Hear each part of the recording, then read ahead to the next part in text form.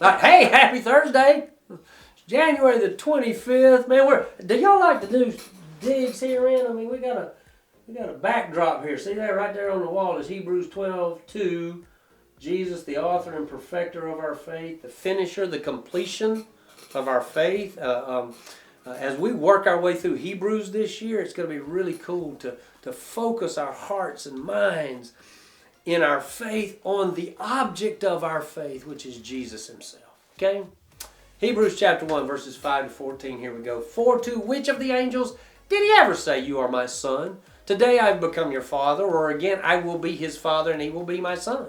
Again, when he brings his firstborn into the world, he says, and let all God's angels worship him. And about the angels, he says, he makes his angels winds and his servants a fiery flame.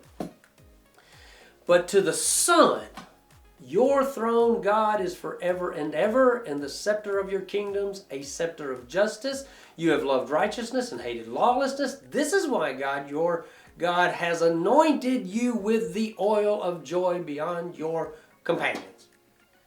And in the beginning, Lord, you established the earth, and the heavens are the works of your hands. They will perish, but you remain. They will all wear out like clothing. You will roll them up like a cloak, and they will be changed like clothing, but you are the same, and your years will never end.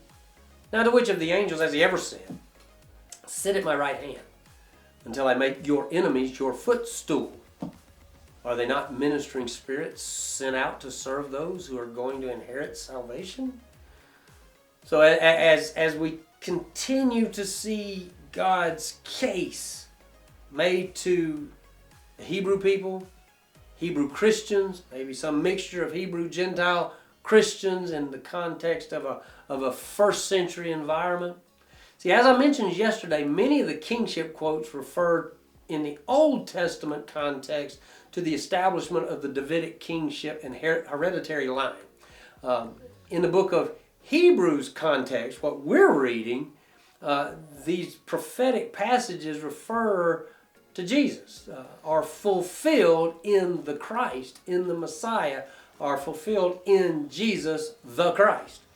God established an earthly kingship in David that would be referred to as, David and his sons were referred to as sons of God because they were God's representative rulers of God's people.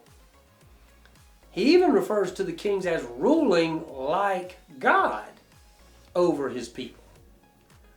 In God's place, God was going to be their king, but they demanded a king. So he gave them a king and he told them, you're not going to like it. But he established that for them because that's what they asked for. And the kings ruled God's people as representatives of God. You see, we are blessed to know the fulfillment of God's work. We get the hindsight, so to speak. We know the plan. We know that God's plan and the establishment of David as king and that his kingship would be eternal is only fulfilled in Jesus. Jesus is the Son. Jesus is the heir.